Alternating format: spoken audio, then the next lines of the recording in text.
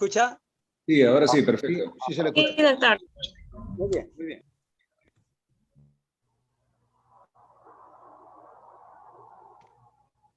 bien. Tú dirás, Ernesto, para poder comenzar. No, por supuesto, ustedes son los que comandan. Ya, si Guido está listo, todos estamos listos. Y el doctor Cifuentes está Perdón, adelante. un ratito.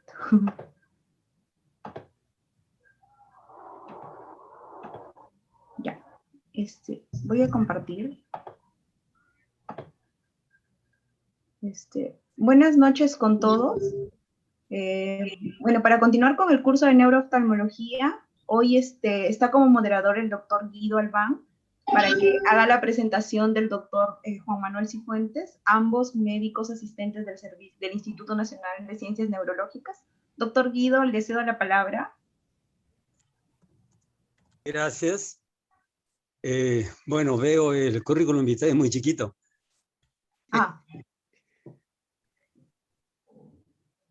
No, muy chiquito en lo que tiene. En el Claro, celular. lo que pasa es que como está con su celular. Ah, ya. O en todo caso. Diana, no sé si lo puedes, como soy miope, no sé si lo puedes aumentar un poquitito más y acercarme yo.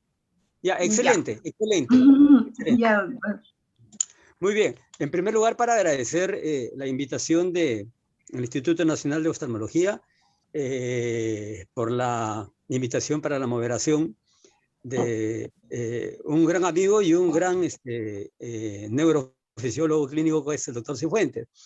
Permítame presentar al doctor Cifuentes. El doctor Cifuentes es médico cirujano egresado de la Universidad San Luis Gonzaga de Ica. Ha hecho posgrado en neurología por la Universidad Nacional Mayor de San Marcos y actualmente es el jefe del Departamento de Neurofisiología del Instituto Nacional de Ciencias Neurológicas de Lima, Perú, donde juntos laboramos. Además es docente de la Universidad Peruana Cayetano Heredia. El doctor Cifuentes tiene una enorme experiencia en la neurofisiología ocular, tanto de los problemas retinianos como de la vía sensorial visual. Así que creo que esta noche vamos a despejar muchas dudas con respecto al uso clínico de los potenciales evocados visuales en neurooftalmología. Gracias, doctor Cifuentes, por su presentación y lo escuchamos. Gracias, doctor Albán.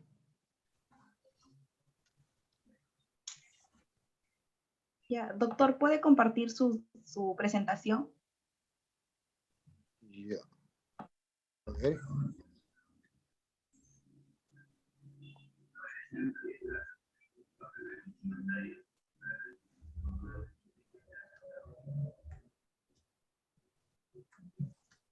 Ya. ¿Se ve, no? ¿Sí? ¿Está bien?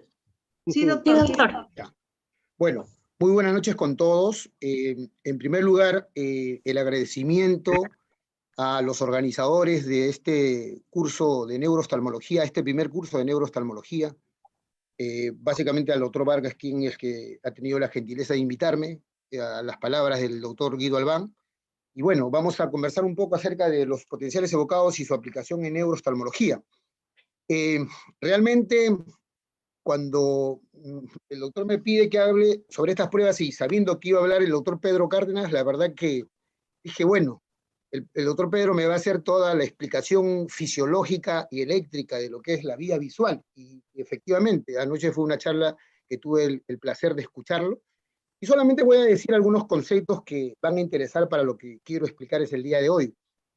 Este esquemita que ya fue presentado y que es muy conocido, todas estas son las pruebas electrofisiológicas oculares, empezando no por orden, sino que simplemente de acuerdo a la explicación que quiero hacerles en estos momentos. El electrooculograma, como muy bien lo explicó anoche el doctor, es una prueba que básicamente, como se ve ahí, evalúa la parte del epitelio pigmentario con con las uniones o la sinapsis de los fotorreceptores, el electroretinograma flash y el electroretinograma pattern. En este caso, el electroretinograma flash, donde va a evaluar básicamente lo que son los fotorreceptores y a través de la onda A y a través de la onda A y los potenciales oscilatorios, la parte de la retina media, digamos así, fundamentalmente las células bipolares y las células horizontales. Y También habló anoche sobre el electroretinograma multifocal, que era un estudio mucho más amplio que prácticamente evalúa toda la retina, fundamentalmente lo que es la parte de la retina macular.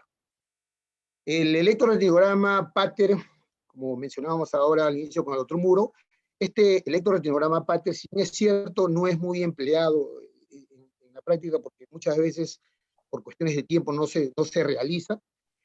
Básicamente, como se ve ahí, lo que hace es evaluar fundamentalmente a las células ganglionares, con esas dos ondas que el doctor muy bien explicó, la P50 y la N95, sobre todo la N95. Y finalmente, lo que nosotros vamos a hablar el día de hoy va a ser acerca de los potenciales enfocados visuales. El fundamento es el mismo. Los estímulos son los mismos. Habrá potenciales evocados visuales flash y habrá potenciales evocados visuales pattern.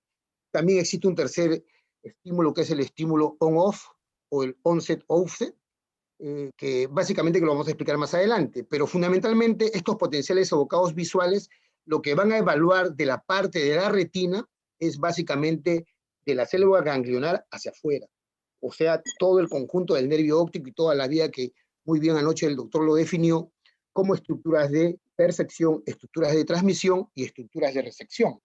Fundamentalmente, el estímulo visual tanto para el electroretinograma y el potencial evocado es el mismo, es decir, son estímulos luminosos en el caso del flash y los estímulos a través del damero en el caso del potencial pattern o del estudio pattern. El mecanismo fisiológico también es el mismo, es decir, viene el estímulo visual, ingresa a la retina, ¿sí? Este estímulo visual es transformado, se produce la fototraducción que explicó muy bien el doctor, y este estímulo visual es convertido en un estímulo eléctrico. Es este estímulo eléctrico el que va a viajar a lo largo de la vía visual que vamos a explicar el día de hoy. Es decir, hay estructuras de percepción que serían los receptores, es decir, los conos y bastones, o perdón, bueno, también podemos hablar así, los conos y bastones, o si se quiere, la retina macular y la retina periférica. En este caso, el potencial evocado visual básicamente lo que hace uso es de la retina macular. Es decir, el potencial evocado visual podemos definirlo como estímulos visuales que van desde la mácula hasta el lóbulo occipital a través de un trayecto que vamos a denominarlo así como estructuras de percepción, básicamente la retina macular, las estructuras de transmisión con 3 neuronas, que ya se mencionó el día de ahí, lo estoy haciendo un pequeño recordaris, era la primera neurona, la segunda neurona y la tercera neurona. En este esquema podemos nosotros ver la primera neurona, que es la célula bipolar, la segunda neurona, la célula ganglionar. Un aspecto importante, ambas son intrarretinales.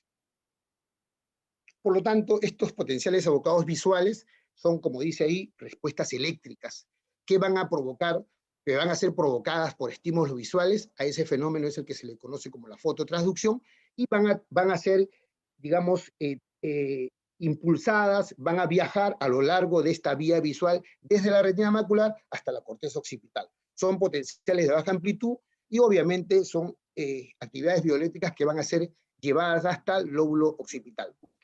Por tanto, estos potenciales evocados lo que hacen es evaluar la integridad funcional de la vía óptica.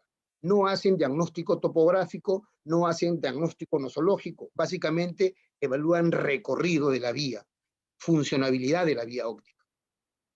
Bueno, acá solamente para recordarles cómo llega el estímulo luminoso, ocurre la fototraducción y se convierte en un estímulo eléctrico, generando potenciales eléctricos que viajan a través de esas 3 estructuras que hemos mencionado, como estructuras de transmisión, células bipolares, células ganglionares, y luego las células ganglionares, sus axones van a conformar el nervio óptico, ¿sí? Quiasma óptico, cintillas ópticas, van a llegar a la tercera neurona. Primera neurona, células bipolares, segunda neurona, células ganglionares, tercera neurona se encuentra, no hay un nombre en especial, son las neuronas que se encuentran en el cuerpo geniculado lateral o cuerpo geniculado externo. Y de ahí sus axones son las que van a constituir las famosas radiaciones ópticas de Gratiolet, que son las que van a llegar al lóbulo occipital. Así se convierten estas estructuras de transmisión para ser llevadas aquí al área occipital, al lóbulo occipital, como vemos acá, estímulo visual, y llega y viene la proyección hacia el lóbulo occipital generando los potenciales, las ondas que vamos a hacer el día de hoy analizadas, las 3 ondas, una negativa, positiva y negativa, la 75, la 100 y la 135, 145. Lo fundamental acá es, como se puede apreciar en este esquema, que el estímulo visual, cuando se estimula la retina macular, esta mácula tiene una superficie pequeña en la retina, pero cuando es proyectada hacia el lóbulo occipital, se produce una proyección de la mácula 10.000 veces mayor de la que ocupa en la retina. A esto es lo que se le conoce como la magnificación cortical o el famoso factor M, que hemos tomado esta imagen del doctor Pedro Cárdenas justamente, porque el día que yo lo escuché me pareció excelente esta explicación, y básicamente el factor M, que significa el factor de magnificación cortical, es esa proyección que tiene la mácula sobre el lóbulo occipital. Es decir, hay una extensión lineal de la corteza que se mide en milímetros y que correspondería a un grado de ángulo visual a varias excentricidades que tiene la fobia o la fobia. Vale decir, a nivel de la fobia, el factor M tiene una medida, un valor de 5.6 milímetros por grado. Conforme se aleja de esta fobia, este factor M disminuye, se reduce, y se reduce más o menos cuando uno se aleja a más de 10 grados de la fobia, se reduce a 1.5 milímetros por grado. Esto va a explicar muchas de las alteraciones que vamos a hablar el día de hoy, en las alteraciones básicamente de amplitud, por ejemplo, en un escotoma central. En un escotoma central, lo que se va a ver básicamente es que se va a reducir marcadamente la amplitud del potencial evocado visual. Todos los protocolos están estandarizados, que realizamos en el servicio de electrofisiología ocular, están protocolizados, estandarizados en base a los protocolos que se actualizan periódicamente a través de la Sociedad Internacional de Electrofisiología Clínica de la Visión, tanto en el aspecto del tipo de estímulo, como en el aspecto de los registros o en el aspecto de la colocación de electrodos, que lo vamos a mencionar en cada uno de los estudios. Aquí básicamente ya no voy a entrar en detalle porque anoche el doctor lo explicó magníficamente. Los equipos son los mismos para hacer electroretinograma flash y pattern, son los mismos. Lo que va a cambiar es la colocación de electrodos. Eso es lo que fundamentalmente va a cambiar. Obviamente que en el electroretinograma los electrodos se colocan a nivel corneal o a nivel conjuntival, electrodos corneales, o también se pueden colocar electrodos de hilo, con una serie de electrodos que van a ser electrodos de referencia.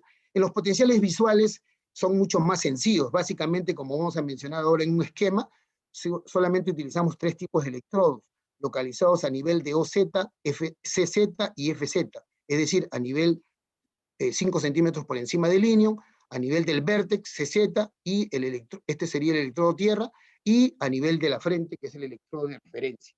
Captados todos, como se mencionó el día de ayer, a través de un equipo que va a hacer el análisis respectivo y va a arrojar lo que nosotros queremos analizar, que son las ondas de los potenciales evocados visuales. Los estímulos que se realizan son estímulos flash a través de estos lentes o googles, o también se pueden utilizar a través de estos flash que ya son bastante antiguos, pero que antiguamente se utilizaban estos estímulos flash, o también en lámparas. Estos van a generar los potenciales evocados tipo flash, y lo otro es también existen otros estimuladores que tenemos en el INO, que es el estimulador Ganfeld, y uno más reciente que es este Ganfeld, donde básicamente el paciente lo que hace es colocar su mejilla en este nivel y la frente acá.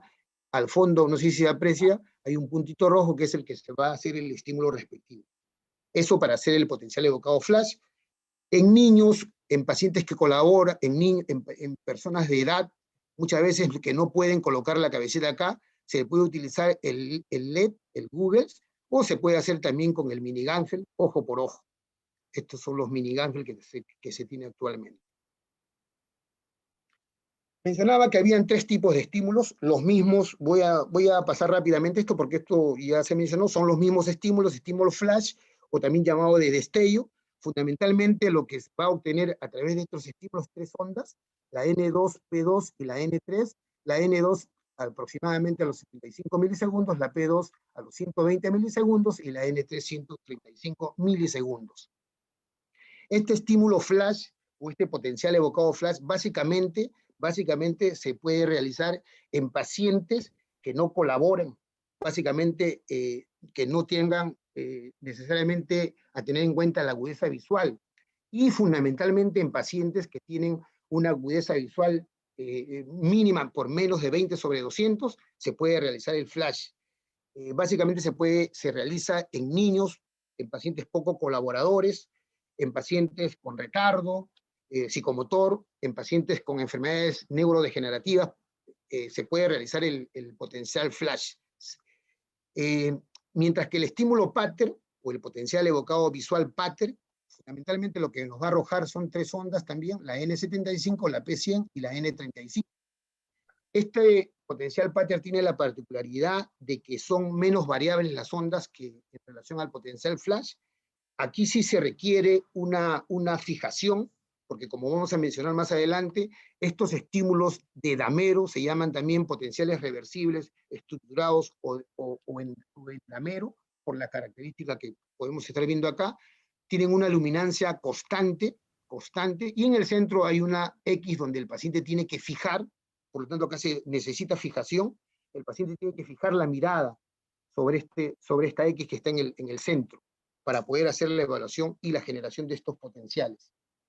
Existen pues algunas características técnicas que no vamos a entrar en detalle, pero fundamentalmente lo que quiero decirles es que esto es lo que se debe realizar siempre cuando llegue el paciente. Un potencial evocado pater es lo que se utiliza en la práctica clínica. Mientras que el potencial evocado pater on-off o onset-offset es el potencial también pater, pero la característica a diferencia del anterior es que este se apaga y se prende. En el otro hay una alternancia simplemente, con una luminancia constante. Este no, este prende, apaga, ¿correcto? Esto básicamente se utiliza mucho para pacientes que tienen nistagmus, se puede utilizar para pacientes simuladores, no colaboradores, pero evidentemente este es un potencial que no se realiza mucho, sirve, como hemos mencionado, para a veces difíciles de tomar tanto el pater como el flash, pero está descrito dentro de los protocolos. Aquí se generan 3 ondas, la C1 a nivel más o menos de los 75 milisegundos, la C2 a los 125 milisegundos y la C3 a los 150 milisegundos. Por tanto, estos son los 3 tipos de potenciales evocados visuales que se realizan. Aquí más o menos los detalles, lo que se hace cotidianamente el flash y el pater, algunas características que ya mencioné.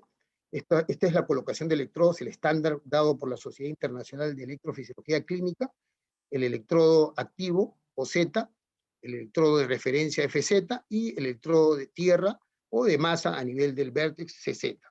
Algunas condiciones que se hacen es en condiciones fotópicas, no se dilata la pupila, básicamente no se utiliza corrección visual, si el paciente tiene lentes no hay necesidad de utilizarlo, y se hacen en forma monocular, porque debemos recordar pues que la estimulación siempre de un globo ocular va a generar siempre la activación de los 2 lóbulos occipitales, ¿no? Por el cruzamiento a nivel del quiasma.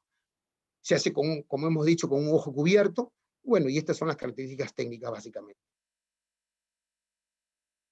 El pater es el otro potencial evocado, el damero, donde aquí básicamente la primera importancia es la distancia que debe tener el paciente a la pantalla, debe ser 1 metro, se hacen condiciones también fotópicas, pero aquí sí el paciente requiere visión de ayuda, o sea, hay que corregir la refracción, porque si no, obviamente se pueden generar alteraciones en cuanto a la latencia.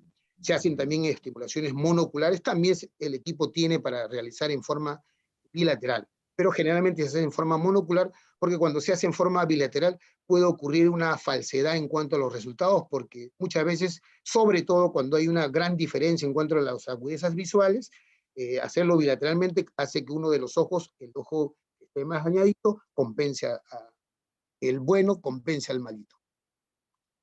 Algunas características solamente lo paso rápidamente que van a afectar los resultados, fundamentalmente características técnicas, pero lo que a mí me interesa mucho que sepan es básicamente la agudeza visual, porque los errores de refracción pueden generar alteraciones en la latencia y la cooperación del paciente. Es importante siempre que el paciente colabore. Evidentemente, cuando se realiza en niños muy pequeños se hace dormido y no hay ningún problema. Pero cuando el paciente obviamente ya es adulto, necesitamos que por lo menos, sobre todo cuando es el pater, el paciente tenga una fijación sobre el área a estimular. ¿Cuál es el origen de estos potenciales o de estas ondas? La N75P100 y N145, ya lo mencionamos, todas en el área o en el lóbulo occipital. Fundamentalmente, la P100 es la que analizamos a nivel del área 19 y es la que nos va a permitir hacer los criterios de normalidad o anormalidad.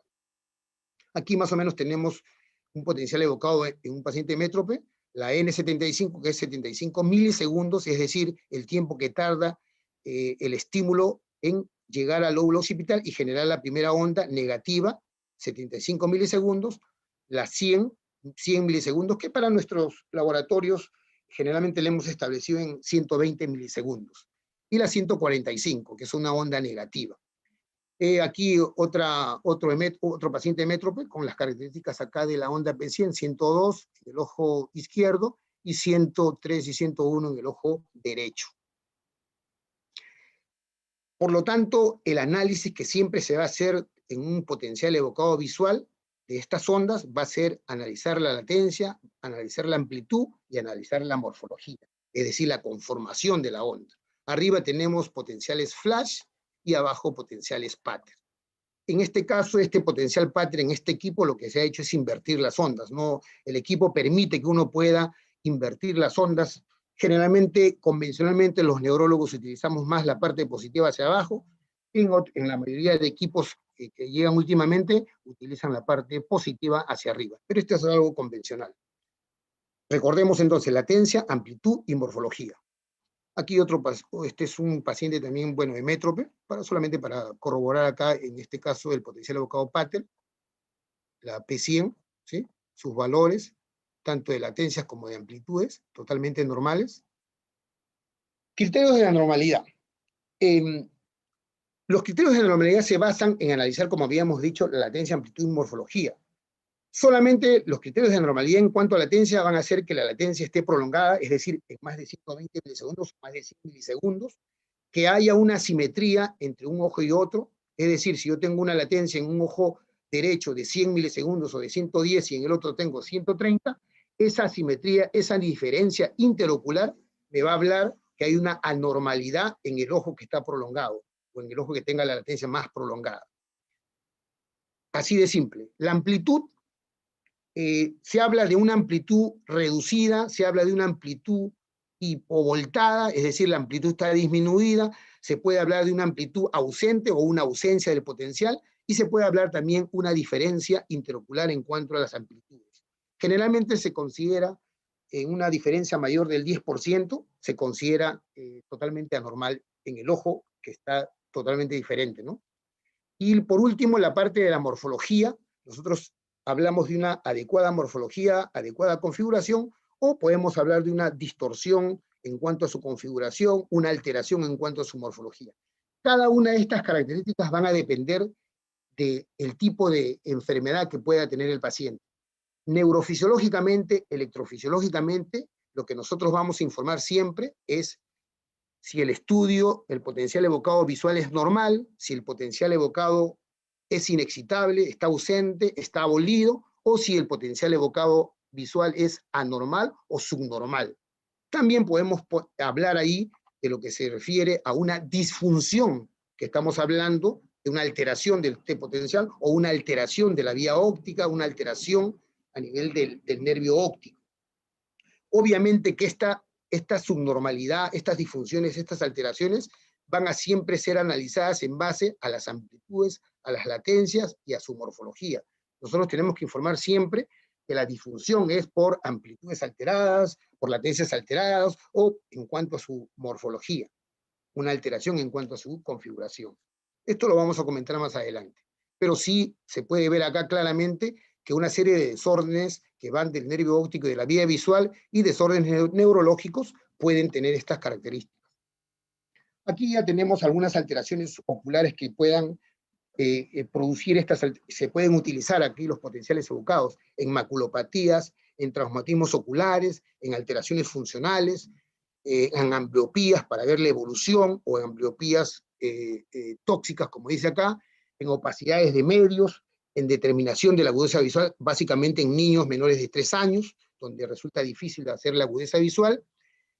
Básicamente aquí se puede solicitar los potenciales, y obviamente hay una serie de características generales que uno puede decir. Si ustedes me preguntaran en una maculopatía cómo se va a encontrar o qué alteraciones vamos a poder encontrar acá, les mencionaría que en las maculopatías las amplitudes, como ya mencionamos en el factor de magnificación cortical, van a estar reducidas, disminuidas. En una ambliopía, de igual forma. En un daño, en una lesión cortical, de la misma manera. En opacidades de medio, dependiendo el tipo de catarata, dependiendo el grado, el leucoma, etcétera, van a poderse alterar secundariamente si es que no hay una alteración primaria del nervio óptico de la vía visual, y también para determinar lo que es la agudeza visual. Desde el punto de vista neurológico, básicamente nosotros utilizamos bastante los potenciales evocados en pacientes con neuritis ópticas, sean estas inflamatorias autoinmunes o secundariamente a una esclerosis múltiple. También en trastornos vasculares, en las neuropatías ópticas isquémicas, donde se utiliza frecuentemente, ¿no? En glaucomas, en papiledemas, básicamente en el papiledema crónico, donde hay una atrofia óptica, en tumores tanto anteriores como posteriores, en desórdenes neurológicos, ya lo mencioné, en la esclerosis múltiple, y se puede también ver en una serie de enfermedades degenerativas, básicamente, por ejemplo, en la ataxia de Friedreich, en lesiones del lóbulo occipital, en cegueras corticales, etcétera, etcétera, etcétera. Aquí es donde les quería mencionar, aquí hay algunas anormalidades generales, básicamente, de las patologías más frecuentes que nosotros vemos, neuritis ópticas, las isquémicas, aquí también entran las inflamatorias, ¿sí? Los papiledemas, en la evaluación de un glaucoma, sobre todo, como ya se mencionó el día de ayer, lo que el doctor mencionó, en pacientes que se puede hacer el diagnóstico precoz de glaucoma, tanto con el potencial evocado, el PER, el electroretinograma Pater, y también se puede analizar la parte del potencial evocado visual Pater. En papiledemas, como lo mencioné, en papiledemas crónicos, en tumores del nervio óptico, en esclerosis múltiples, en pacientes con nistagmus congénito, en cegueras corticales y en trastornos del lóbulo occipital. Algunos casos que vamos acá a explicar. Esto se trata, por ejemplo, de un paciente de 61 años, portador de una maculopatía de ojo derecho y desprendimiento de retina de ojo izquierdo, con una agudeza visual que no percibía la luz, y esta agudeza visual en el ojo derecho era 20/200. Acá arriba tenemos el potencial evocado visual, ¿sí? Donde podemos apreciar que había una abolición de las ondas, no se podía apreciar ninguna de las ondas, ni la N75, la LAP100, ni la 145, mientras que en el ojo derecho se apreciaba las ondas con latencias normales, pero lo que llamaba la atención acá era la amplitud de esta onda. Es decir, en cuanto a los potenciales evocados, había abolición en el ojo izquierdo y hipovoltaje o alteración en la amplitud reducida en el ojo derecho. También se le pidió a este paciente un electroretinograma flash, donde se puede apreciar claramente que en el ojo derecho la retina estaba normal y en el ojo izquierdo estaba totalmente ausente, por el diagnóstico que venía el paciente con un desprendimiento de ojo izquierdo. Acá tenemos un paciente con un desprendimiento de retina en ambos ojos, donde se le ha hecho, en este caso, el estímulo retinal escotópico y fotópico, donde se puede apreciar claramente que hay disminución de las amplitudes en todo lo que es la parte del electroretinograma, tanto escotópico como el fotópico, pero lo que podemos ver acá es que las respuestas a nivel de las vías visuales estaban totalmente conservadas, con adecuada latencia y con adecuadas amplitudes. Esta es otra patología retinal en lesiones retinales difusas o amplias, la retinosis pigmentosa, donde básicamente muchos de estos casos, bueno, en este caso sí había compromiso de la agudeza visual, era bastante marcada la baja visión en este paciente, y lógicamente el electroretinograma salía prácticamente ausente, no había respuesta, y por ende la vía visual, la parte del potencial evocado flash, también se había afectado secundariamente, mostrando aquí una franca disminución en cuanto a las amplitudes del potencial de la PESI. Otra retinitis pigmentosa en este caso con normalidad de los potenciales evocados visuales.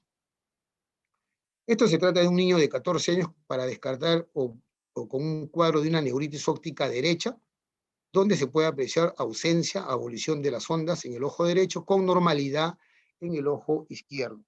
La importancia de esto no radica tanto porque si es un paciente que tiene pues, un fondo de ojo con papiledema o con la pérdida de lo que el doctor anoche mencionaba, el DPA, Evidentemente, hacer un potencial evocado visual para ese ojo no tiene mucho valor, pero sí es importante para determinar si hay neuritis óptica subclínica en el ojo contralateral. En este caso, en este niño, el ojo izquierdo era totalmente normal, con latencias y amplitudes totalmente normales. Este es otro caso de un paciente con una neuritis óptica en el ojo izquierdo, ¿sí? De la misma manera, había compromiso tanto en cuanto a las amplitudes y en cuanto a la latencia, estaba levemente prolongada, y el ojo derecho, que supuestamente solamente pedían por el ojo izquierdo, también podemos apreciar que ya comenzaba a tener leves alteraciones en cuanto a su latencia y en cuanto a sus amplitudes, además de la alteración en cuanto a la morfología. Esto se trataba de una mujer de 41 años, esta es una paciente que estuvo hospitalizada hizo un cuadro de una neuropatía craneal múltiple, y dentro de ese compromiso que tenía de nervios craneales estaba el nervio visual, estaba comprometida la vía visual. Se le solicitó en el instituto un estudio simultáneo de electroretinograma en masa, el flash, que salía totalmente normal, abajo, la onda A y la B totalmente normal, y mientras que había una alteración en la conformación, en la configuración en ambos ojos por la aracnoiditis basal que tenía este paciente, ¿sí? Mostrando aquí unas latencias totalmente prolongadas, y lo que llamaba la atención acá era básicamente las amplitudes bastante disminuidas.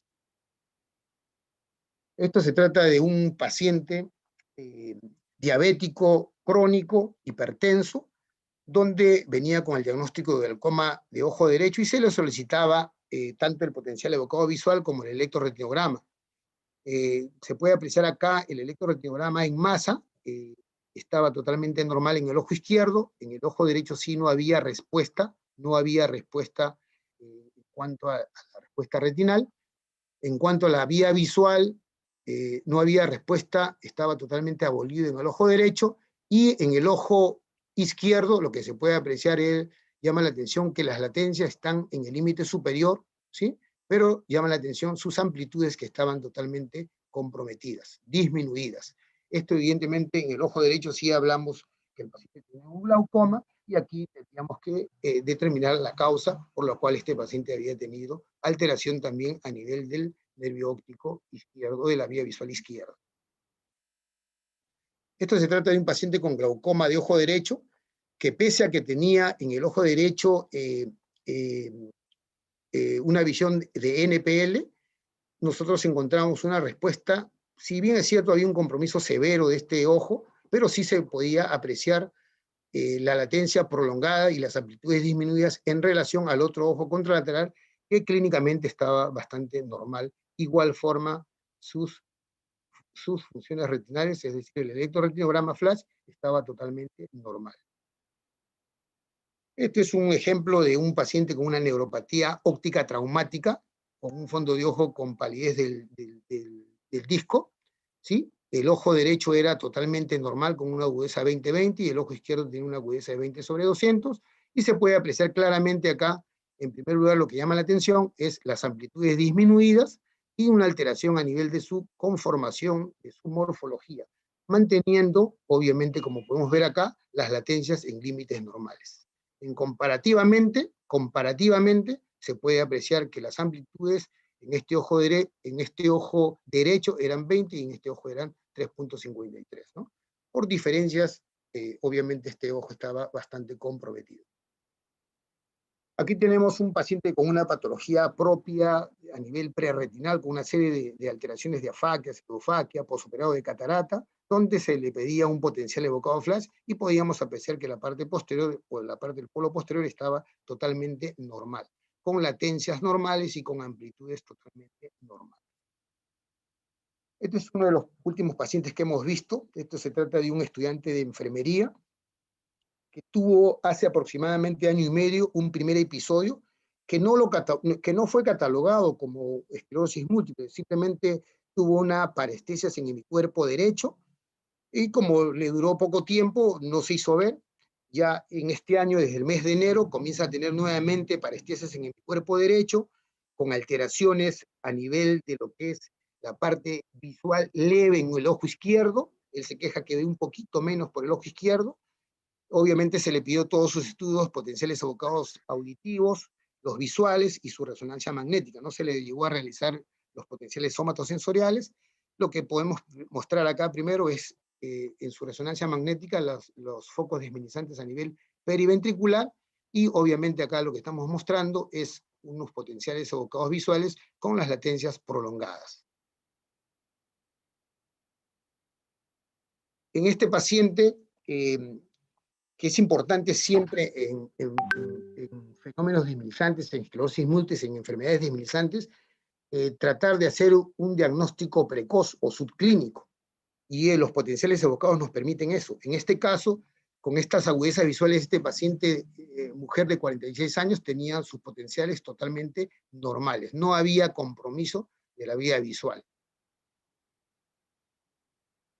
Esto se trata de una niña con una malformación congénita, tenía un coloboma en el nervio óptico izquierdo, ¿sí?, con una agudeza visual de 20-30 en el ojo derecho, que era totalmente normal, tanto la parte visual como la retina, pero en el ojo izquierdo sí había ausencia de respuesta y había también un sufrimiento por parte de la retina. Esto se trata de un paciente con un traumatismo ocular a globo abierto, severo en el ojo derecho, donde no había respuesta, tanto a nivel visual como a nivel de retina, ¿sí?, porque había obviamente en este lado un desprendimiento de retina en B. El ojo izquierdo era totalmente normal. Esto se trata de una paciente de 74 años que sufre un traumatismo encefalocraneano severo, que hizo un hematoma, fue posoperada, y luego de ello presentó estas agudezas visuales. El médico solicita los potenciales evocados visuales y el electroretinograma, obviamente el visual para descartar una ceguera cortical.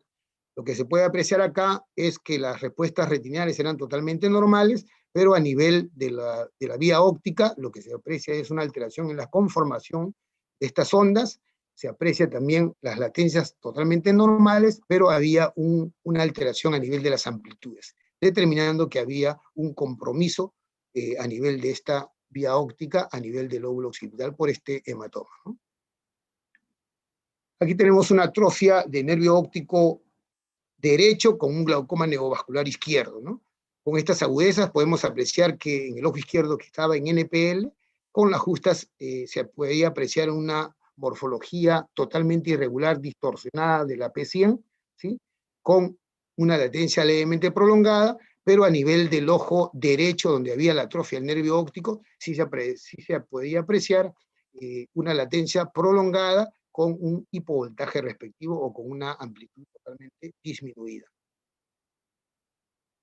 Bueno, este es un ejemplo de una neuropatía óptica, en este caso del lado izquierdo, de una neuropatía óptica retroulnar del ojo izquierdo, del ojo derecho, perdón, y acá sí una neuropatía óptica retroulnar en ambos ojos. Esto resultó ser una esclerosis múltiple, donde se puede apreciar acá claramente la prolongación de las latencias, con compromiso de sus amplitudes, ¿no? De igual forma acá se puede apreciar tanto en el potencial flash como en el potencial pater una latencia prolongada de 131 tanto en el pater y de 142 en el flash, con normalidad del ojo derecho, que esto es importante ver si había compromiso subclínico del ojo contralateral.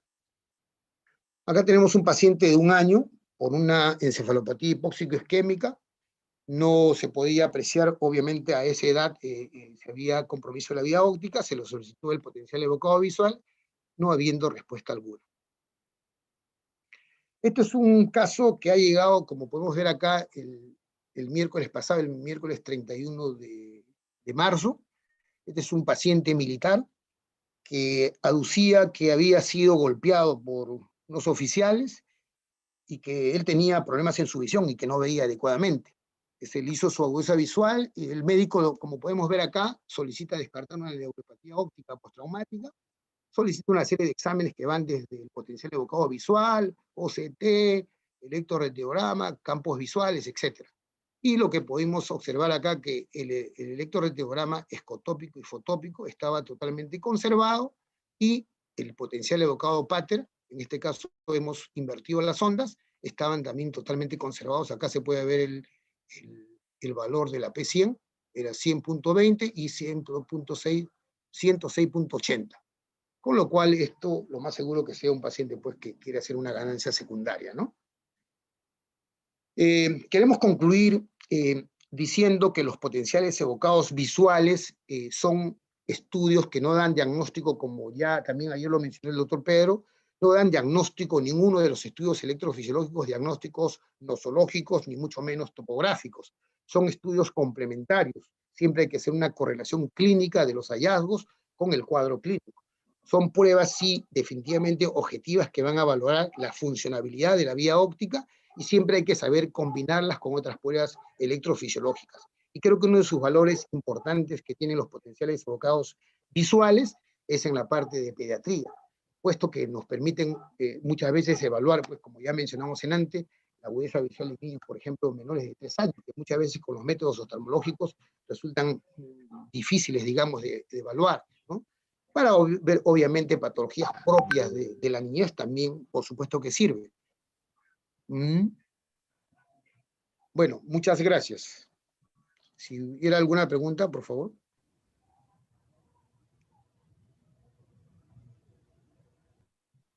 Doctor, muchas gracias por la ponencia. Ha estado muy didáctica. En el chat aún no hay ninguna pregunta, pero no sé si el doctor va a hacer un comentario o algún aporte.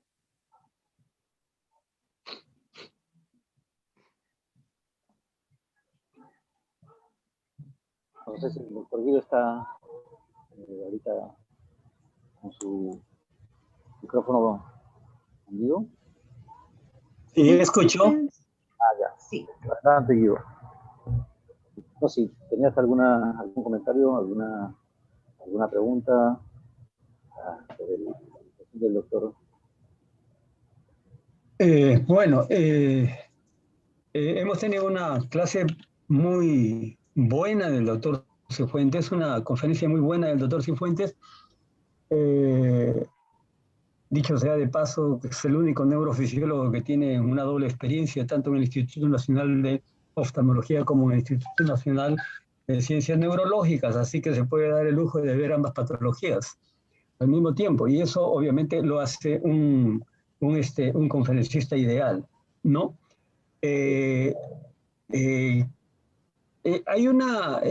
Siempre hay un dilema existencial con respecto al uso de los potenciales evocados visuales, ¿no? Y obviamente la clínica es fundamental en estos casos, y el doctor Cifuentes lo demostró en una de las últimas diapositivas, ¿no? El cuadro clínico es el que manda, ¿no? Un paciente nos podrá engañar con su agudeza visual o con su anamnesis, pero la evaluación pupilar, la evaluación de los potenciales evocados visuales y la evaluación de la electroretinografía es mandatoria y es importante. Y eso realmente nos va a dilucidar las dudas que tengamos con estos pacientes con malingering, o simuladores, y que cada vez son bastante frecuentes. En nuestro departamento nosotros siempre pedimos potencial evocado visual. Usted sabe que en la parte occidental no usan el potencial evocado visual con la misma frecuencia que lo utilizamos nosotros, porque en Estados Unidos generalmente la mayoría de las patologías son de tipo neuritis óptica. Ellos tienen el cuadro clínico bien determinado. En cambio, en nuestro medio no solamente tenemos neuritis ópticas típicas diatípicas, sino tenemos neuritis ópticas infecciosas, por dar solamente un ejemplo. ¿No? Entonces, como la cosa se nos hace más difícil. Pero dada la coyuntura en donde cada vez hay más denuncias penales por negligencia médica, y dada vez que cada vez hay más simuladores, yo creo que sí es necesario que se pida potencial evocado visual a todos los pacientes que tienen una posible lesión de la vía sensorial visual, ¿no? Ahora, yo quisiera hacer una preguntita al doctor Cifuentes, ¿no? Y ver qué tanto así ayuda el potencial evocado visual en los recién nacidos a término, ¿no? Sobre todo es una información que creo es bastante pertinente para los neuropediatras. Ya seguido, te adelantaste mi pregunta. Se le fue.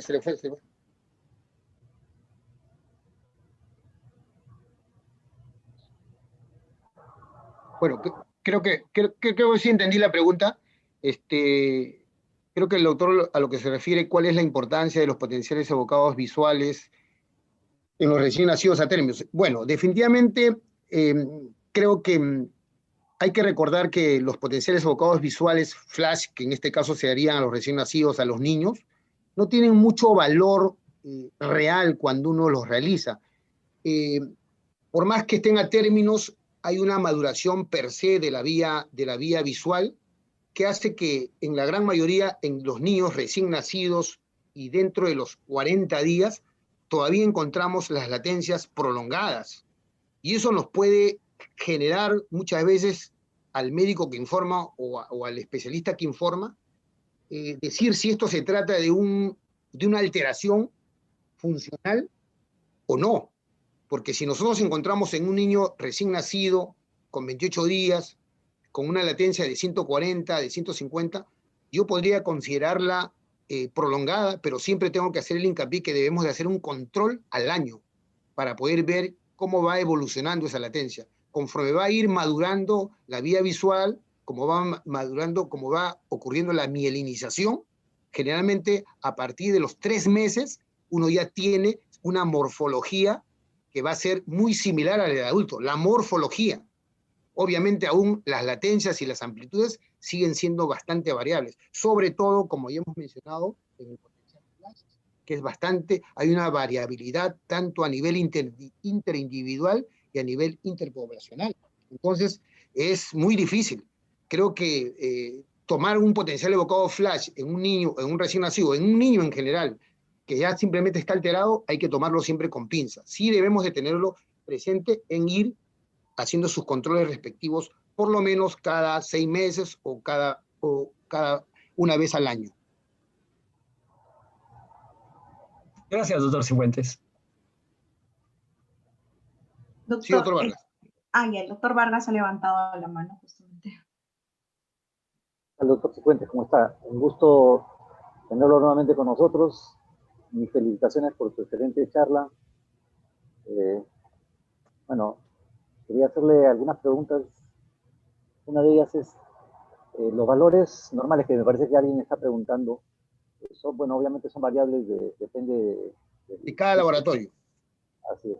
Pero si nos podría señalar en algún momento cuáles son los valores que usted considera para nuestra institución o donde sí. Elaboramos valores normales de latencias y amplitudes. Y así junto es. con eso, ¿qué patologías alteran mayormente las amplitudes y qué patologías alteran mayormente la latencia? Aunque finalmente ambas se pueden alterar, ¿no? Sí, claro.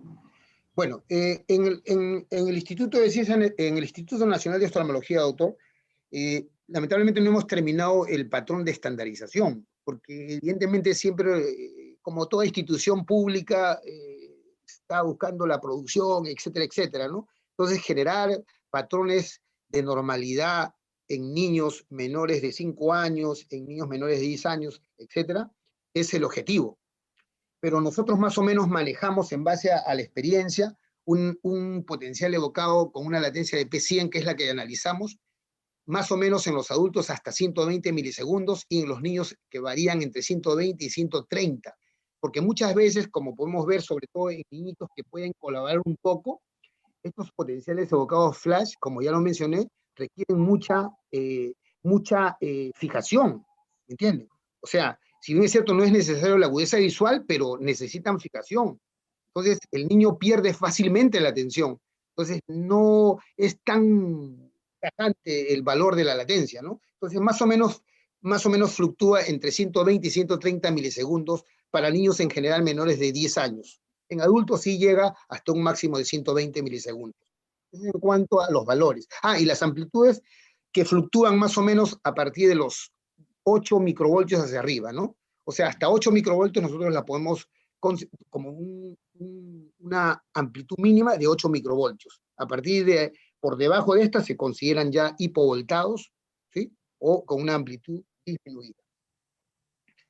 En cuanto a su segunda pregunta, sí es cierto, lo iba a poner, pero bueno, consideré para no poder parametrar mucho esto, pero sí existe.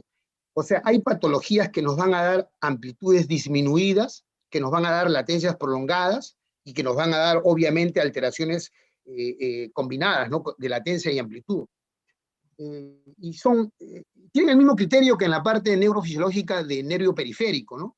O sea, nosotros hablamos de latencias prolongadas generalmente cuando hay un fenómeno, una alteración en la conducción. ¿Y la conducción quién la permite? La mielina. O sea, en las patologías desmielinizantes, definitivamente lo que más nosotros vamos a analizar va a ser la latencia. Una latencia muy prolongada, está hablando de un proceso desmielinizante. También se puede dar las latencias prolongadas, no tanto como en las desmielinizaciones, las neuritis ópticas inflamatorias. También pueden darlas los papiledemas o las papilitis, los glaucomas. En los glaucomas tienen una sensibilidad más o menos de un 65%, y obviamente ahí encontramos fundamentalmente latencias prolongadas. En cuanto a las amplitudes disminuidas, básicamente ya hablamos de acá de un daño axonal, porque para que la amplitud esté disminuida tiene que haber un daño axonal, es decir, daños neuropáticos. ¿En qué patologías? Por ejemplo, en una neuropatía óptica isquémica anterior, en una neuropatía tóxica, sea por alcohol o por tabaco. En el instituto hemos tenido un paciente con una neuropatía óptica bilateral por metanol. En neuropatías por fármacos, por ejemplo, lo que se utiliza bastante en pacientes con TB, el etambutol, cisplatino. ¿En dónde más? Como habíamos hablado del factor de magnificación cortical, un escotoma central va a hacer que la amplitud esté disminuida. ¿Qué patologías nos van a dar eso? Evidentemente, en general, lesiones corticales. Lesiones corticales. En pacientes para evaluación de las ambliopías, en niños sobre todo, vamos a tener amplitudes disminuidas. Y finalmente, en las maculopatías, por supuesto, ¿no? Debemos de recordar lo que mencionamos al inicio. Los potenciales evocados visuales evalúan la vía visual desde la retina macular. Entonces, si tenemos un paciente, y esta se proyecta a la corteza cerebral, entonces si tenemos un paciente con una maculopatía, ¿sí? El pattern es el estudio de cajón acá que nos va a permitir observar que la amplitud está disminuida. ¿Dónde encontramos una mezcla de latencias y amplitudes? Por ejemplo, en lesiones compresivas, ¿no? Un tumor externo o una displasia fibrosa, ¿sí? Hace que este vaya creciendo y vaya comprimiendo el nervio. Inicialmente, ¿qué se puede ver? Se puede ver que la latencia va a estar prolongada, inicialmente, pero si esta tumoración o cualquier otra va creciendo, va a ir deformando el potencial, va a haber una alteración en su morfología y va a ir reduciendo la amplitud. ¿Correcto? En otras patologías, en lesiones corticales también se puede dar. El ejemplo que pusimos, un paciente con un TEC severo que hizo un hematoma occipital, fue operado y todo ese proceso de cirugía trajo como consecuencia que haya una alteración en la vía visual, tanto en las latencias, bueno, en ese caso fue en las amplitudes, ¿sí? Pero generalmente uno puede encontrar alteraciones mixtas en lesiones corticales. Y generalmente en las lesiones compresivas, pues, ¿no? Que es lo que había mencionado.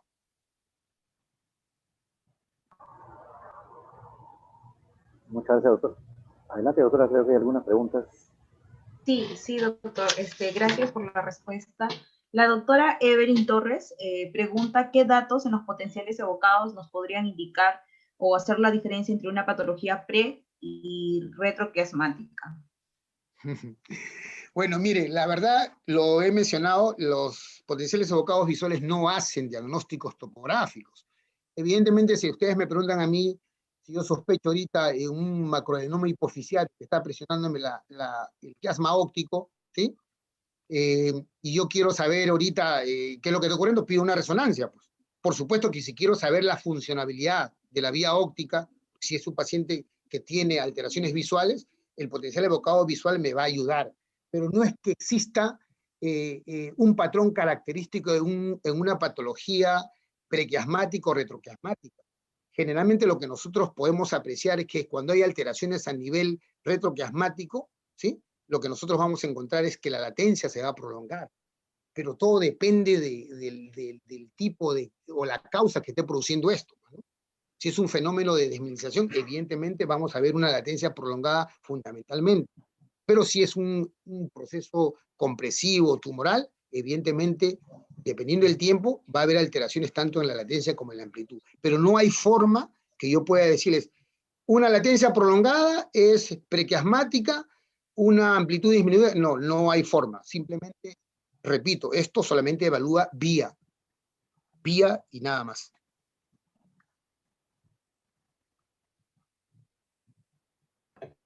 Ok, doctor. Otra pregunta, el doctor Alfonso Cárdenas menciona cuáles serían las causas probables de error en los potenciales evocados.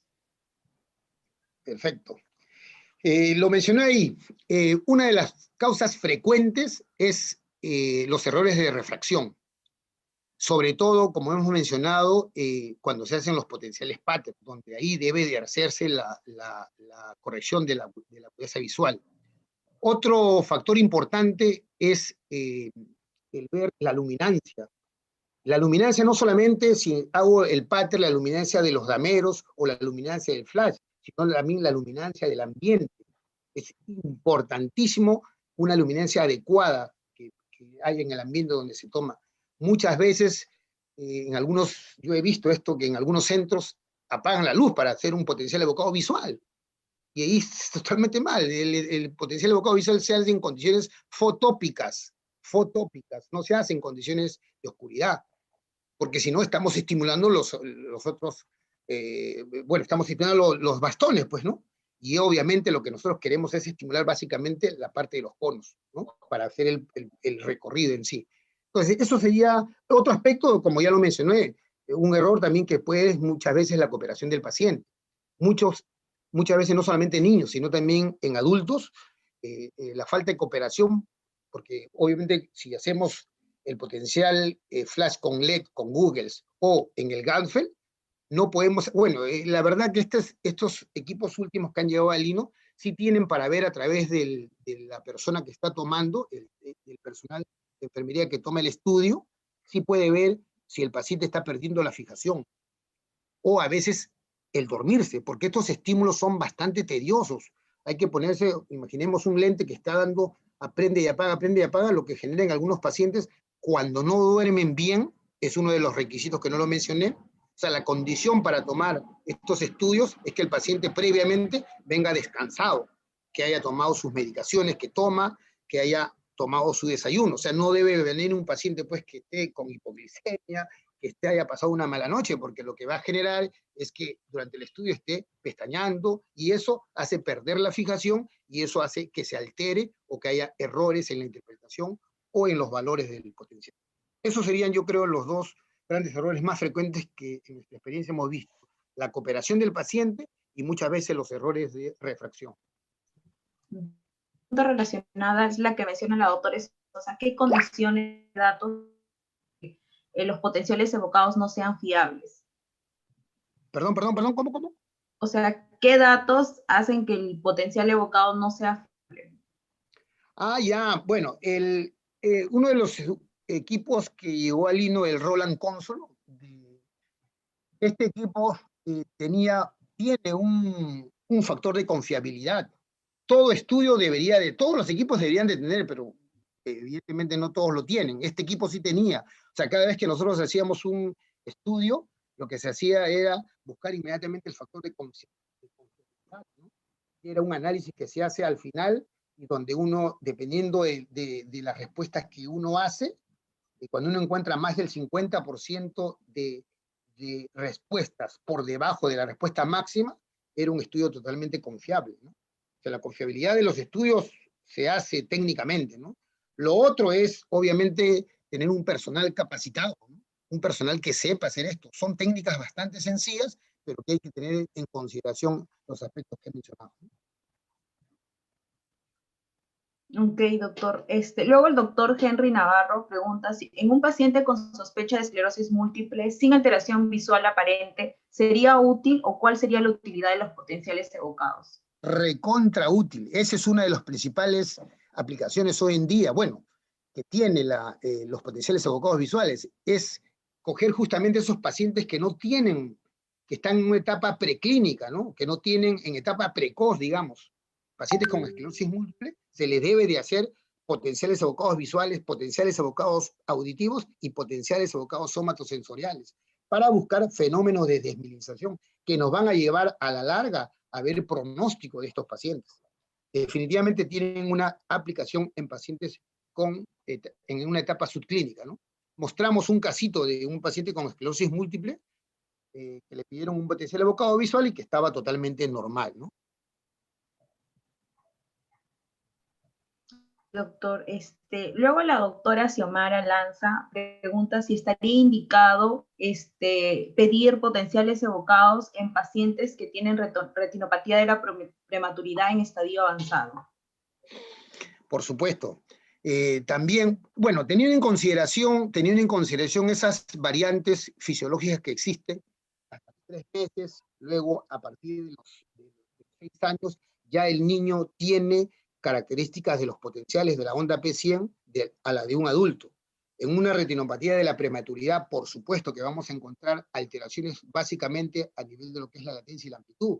Entonces, obviamente que el control que uno vaya haciendo nos permitiría, lógicamente no estoy diciendo que esto debe ser el examen de elección, ¿no? Por supuesto que aquí estoy frente a todos los doctores oftalmólogos y saben muy bien que este estudio tiene sus limitaciones del caso, pero sí nos permiten como un estudio complementario hacer un control periódico, cómo va, cómo tiene, sobre todo hacer en condiciones, básicamente el flash, porque muchas veces estos niños no permiten hacer en condiciones escotópicas y fotópicas, ¿no? Pero sí tiene su valor hacer un control de retinopatía de la prematuridad en estos niños, ¿no?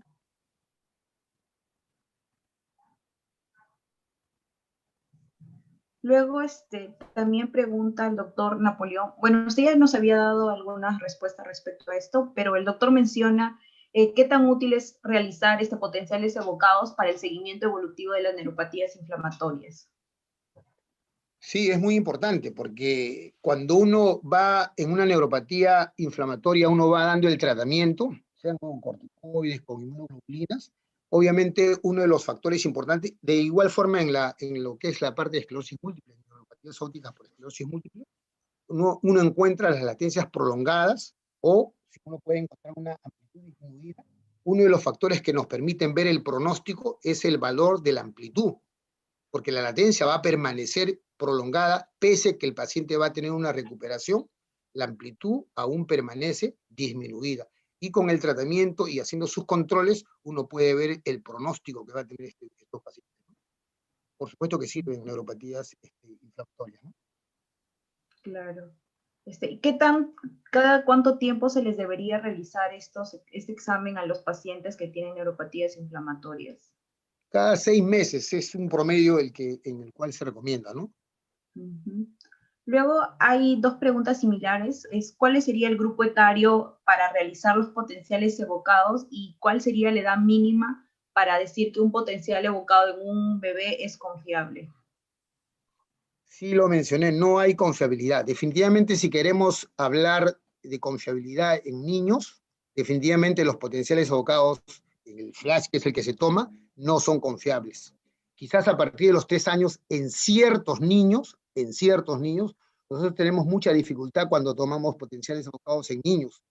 Entonces, porque ya lo dije, ¿no? Se les pide que hagan deprivación de sueño, vienen, muchas veces las mamitas no lo hacen, o a veces cuando lo hacen, el niño es muy sensible y se despierta, porque obviamente hay que hacerle las condiciones escotópicas y fotópicas para lo que es el electroretinograma, y cuando se hace el baby flash, ¿sí? Esas estimulaciones visuales en algunos niños tienden a despertarlos. Entonces, definitivamente no tiene mucho valor, con toda sinceridad. Por supuesto que se pide, pero vuelvo a repetir, es para ir controlando cómo va evolucionando. Para eso sí sirve el potencial, porque va a salir definitivamente alterado, pues, ¿no? Ok, doctor. Luego, una última pregunta del doctor Mesías es si se puede relacionar los resultados del electroretinograma con los potenciales evocados. Sí, o sea, recordemos lo que mencionaba anoche el doctor Pedro Cárdenas, ¿no? Todos los conceptos fisiológicos y eléctricos que él mencionó se basaban en la estimulación de la retina. Los estudios de electroretinograma, en cualquiera de sus formas, el flash, el multifocal o el pater, hacen un análisis de la retina en sus diferentes capas, ¿cierto? Su capa interna, su capa media, su capa externa. Entonces, si yo tengo una patología retinal, dependiendo de la magnitud, yo puedo tener un compromiso secundario de la vía óptica, secundario. Y viceversa también, como el caso que vimos del niño con un coloboma. El niño tenía un coloboma del nervio óptico izquierdo, derecho, pero también tenía afectada la parte de la retina. Entonces es importante, por eso una de las conclusiones que hemos puesto es saber siempre combinar estas pruebas. O sea, no podemos simplemente, no por hacerle gastar al paciente o a la familia, sino que hay que saber combinar, porque tenemos que evaluar toda la vía visual, y evaluar toda la vía visual es retina y la parte de la vía visual. Y eso se hace con los estudios de electroretinografía, patología retinal propiamente, y con los estudios potenciales evocados para ver toda la parte posterior, o la parte que es el nervio, y la parte del lóbulo occipital, ¿no? O sea, sí van de la mano. Yo creo que siempre se debería de solicitar, por más que yo tenga un paciente con una, como si hemos presentado, una retinitis pigmentosa. Y hay diferentes variedades, que eso yo la verdad no soy experto, pero evidentemente la mayoría de retinosis pigmentosas, muchos de los pacientes por antecedentes familiares se hacen la prueba, o les piden la prueba por antecedentes familiares, teniendo agudezas visuales, no voy a decirles normales, pero casi normales, y cuando vemos el potencial el electroretinograma escotópico y fotópico, vemos una gran alteración de estos estudios electrofisiológicos. En algunos puede haber con compromiso ya de la vía óptica, y en otros no. Hemos visto 2 casitos con retinosis pigmentosa con potenciales evocados visuales normales, y en otros con compromiso de la vía visual ya. O sea, es bastante variable, pero yo creo que sí deben de combinarse siempre, ¿no? Ok, doctor. Esas son todas las preguntas del chat. Hay 2 intervenciones, una por parte del doctor Guido y de la doctora Amelia. Doctor Guido, no sé si puede activar su micro. Sí, primero un pequeño comentario, ¿no? El doctor Cárdenas mencionaba sobre la utilidad y la aplicación de la electroretinografía junto con el potencial evocado visual. Y efectivamente, pues, ¿no? Ustedes en el LINO se pueden dar el lujo de solicitar el potencial evocado visual al mismo tiempo que una electroretinografía, ¿no?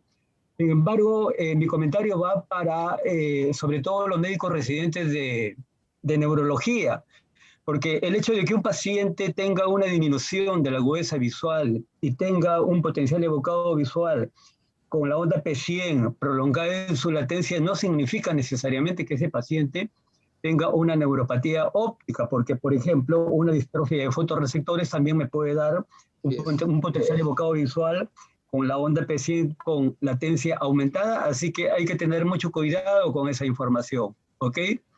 Ahora, una pequeña pregunta y la final para el doctor Cifuentes es, hay algunas notas discrepantes en el sentido de que si sea conveniente hacer la electroretinografía flash en pacientes anestesiados o en pacientes comatosos. Me acuerdo que en una oportunidad leí un artículo en donde se compararon 2 poblaciones de niños, unos niños despiertos y otros niños que entraron en sueño. Y se vio que en los niños que entraron en sueño, las latencias, las prolongaciones de la latencia y las amplitudes cayeron. Entonces, quiero ver si esto mismo podría tener relación con la utilidad o la efectividad que pueda tener un potencial evocado visual tipo flash en pacientes anestesiados y en pacientes comatosos, doctor Cifuentes.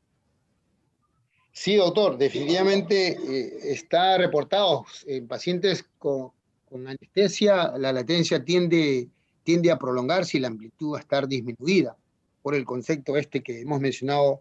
Uno de ellos que lo explica es por la bloqueo, entre comillas, digamos así, de la parte de la vía visual hacia el lóbulo occipital. En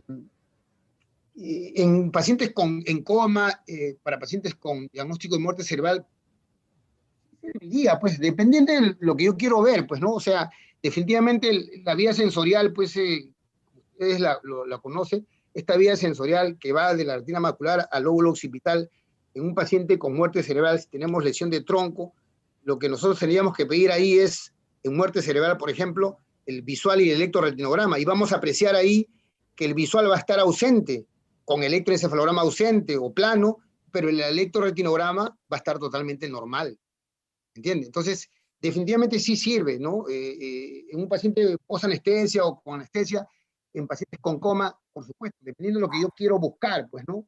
Porque definitivamente tomarle a un paciente comatoso un potencial evocado visual, tendríamos que buscar el motivo por lo cual lo estamos solicitando. Entonces, pero como estudio complementario, por supuesto, sí sirve. Más tiene una aplicación en muerte cerebral, tiene aplicación en monitorizaciones quirúrgicas, ¿no? Cuando uno hace cirugías cercanas al quiasma, por supuesto, monitorizar el nervio óptico o la vía visual resulta bastante apropiado, ¿no? En pacientes con asfixia perinatal, por supuesto, que también tiene su aplicación. Doctor. La doctora Serrate ha levantado la mano antes o ya no, creo. Buenas noches. Buenas noches, ¿Me escuchan? Buenas noches. Sí, buenas Sí, noches. doctora, sí se le escucha. Ya, realmente felicitarles, es una charla muy buena. A mí me gustaría que el doctor nos haga ver la importancia del electroretinograma multifocal en las enfermedades inflamatorias.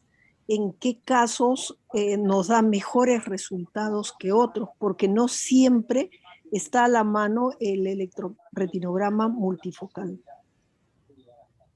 Bueno, claro, anoche el doctor Pedro expuso excelentemente lo que es la parte del electroretinograma multifocal, hizo una diferenciación muy clara entre lo que evaluaba el multifocal, que prácticamente evalúa toda la retina, ¿sí? Obviamente la parte macular fundamentalmente, ¿ya?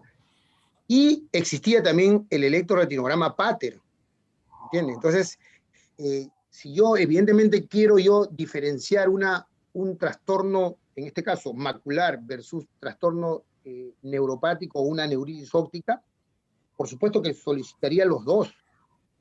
Es mucho más difícil solicitar un electroretinograma multifocal, creo que el doctor lo mencionó. Uno de los requisitos, igual que es para el bueno, para todos los Pater, ¿no? Para el electroretinograma multifocal también, uno de los requisitos para realizar este electroretinograma multifocal es tener una agudeza visual mayor de 20/200. Porque si yo tengo una agudeza mucho menor, no va a servir. O sea, de realizar se puede hacer. Yo puedo hacerle un electroretinograma multifocal, puedo hacer un potencial evocado Pater a un paciente con NPL. De poder hacerlo, lo puedo hacer, pero no tiene ningún valor. No tiene ningún valor porque uno de los requisitos para el Pater, uno de los requisitos para hacer un electroretinograma multifocal es que el paciente tenga que tener fijación en el estímulo que se va a ver en el electroretinograma multifocal, que son estímulos similares al damero, pero el paciente tiene que estar con la atención fijada. Entonces, hacerle un electroretinograma, por eso no se hace en niños, o sea, hacer un electroretinograma multifocal en niños no se puede realizar. Entonces, evidentemente, el electroretinograma multifocal que se está haciendo aquí en Lima, en el INE específicamente, tiene un gran valor, pero tiene su valor, como ya lo mencionó anoche el doctor, en patologías netamente maculares o cuando yo quiero hacer una diferenciación, porque también va a evaluar a las células ganglionares a nivel intrarretinal. Pero si yo quiero ser mucho más específico, me ayudo del electroretinograma Pater. ¿Sí? Ok, doctor. El doctor Vargas ha levantado la mano también. Completando lo que decía el doctor, nos puede ayudar en niños el electroretinograma flash, ¿se acuerdan? Para evaluar en los niños que no pueden tener fijación. Especialmente con el equipo antiguito que teníamos. ¿Se acuerdan? Era bastante más fácil. Sí.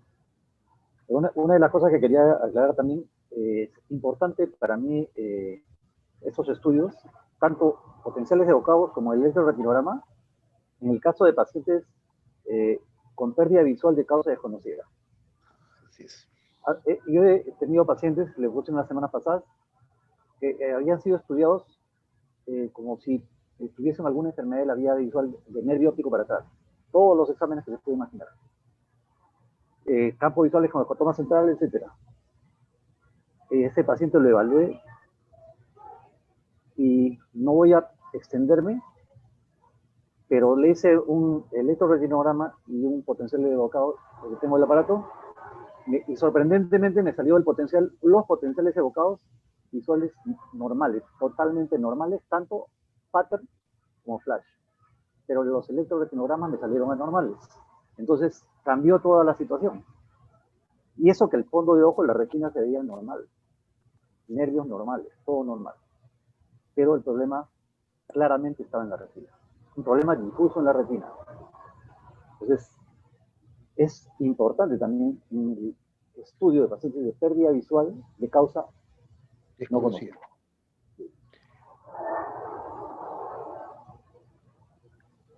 Doctores, doctor Cifuentes, muchas gracias. Ya no hay más preguntas en el chat.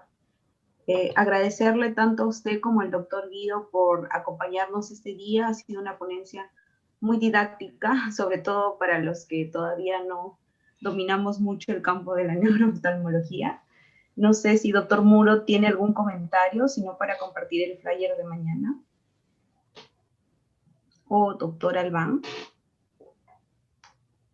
Antes, felicitar una vez más al doctor Cifuentes, con quien trabajamos juntos de la mano hace mucho tiempo en el Instituto de Oftalmología. A ver cuándo arranca de nuevo. Sí, doctor, ojalá Dios quiera. Doctor Guido creo que tiene el micrófono desactivado, no se le escucha. A ver.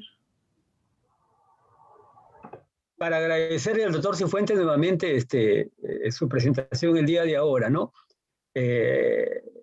Lo conozco tan bien como Ernesto y creo que ha sido la persona ideal para exponer el día de ahora el tema de potenciales evocados visuales. Muchas gracias, doctor Cifuentes, por su presencia esta noche. A usted, doctor. Muchas gracias a todos. Muchas gracias. Muchas gracias, doctor. Ahorita voy a compartir la ponencia de mañana. A ver. Ya. Bueno, mañana se va a realizar la charla de neuroimágenes en trastornos de la vía visual y la vía nerviosa motora ocular a las 8 de la noche. Está a cargo de la doctora Felisa Restrepo, médico neuroradióloga, trabaja en el Hospital Pablo Tobón Uribe y Sura, y en el área de imágenes diagnóstica, y es de Colombia la doctora. Mañana se les espera a las 8 de la noche. Eso sería todo por hoy día. Como moderador va a estar el doctor Ernesto Vargas, ¿no? Que ya es el médico jefe del servicio de neurooftalmología de nuestra institución. Muy bien, muchas gracias. Esperemos contar con la participación de mañana. A las 8 de la noche, por favor, recuerden el horario. Gracias, doctores, también por la participación. Muchas gracias. Gracias. Buenas noches. Gracias.